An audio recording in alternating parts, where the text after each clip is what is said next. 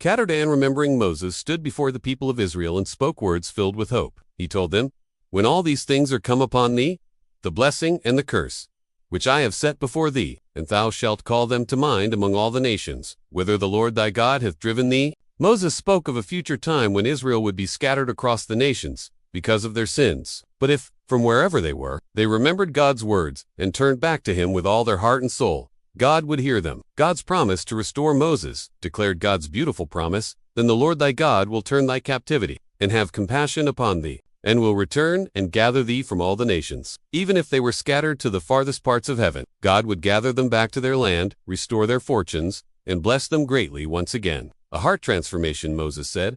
"And the Lord thy God will circumcise thine heart, to love the Lord thy God with all thine heart and with all thy soul, that thou mayest live." It wouldn't just be an outward return. God himself would change their hearts, helping them to love him deeply, truly, and joyfully.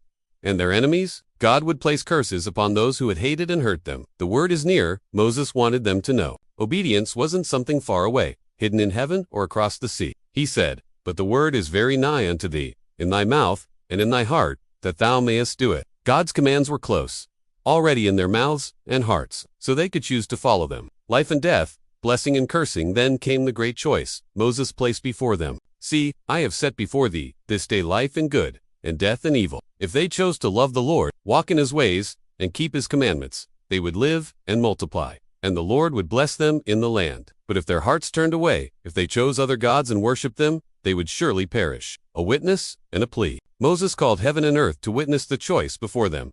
"I call heaven and earth to record this day against you, that I have set before you life and death, blessing and cursing. Therefore choose life, that both thou and thy seed may live." Moses pleaded with them. Choose life. Choose to love the Lord, obey his voice, and cling to him, for he is their life and the length of their days. Lessons from the story. No matter how far we wander, God is always ready to receive us back. His word is close, not distant or unreachable. We each stand daily at a crossroads. Life and blessing, or death and curse. God's desire is for us to choose life.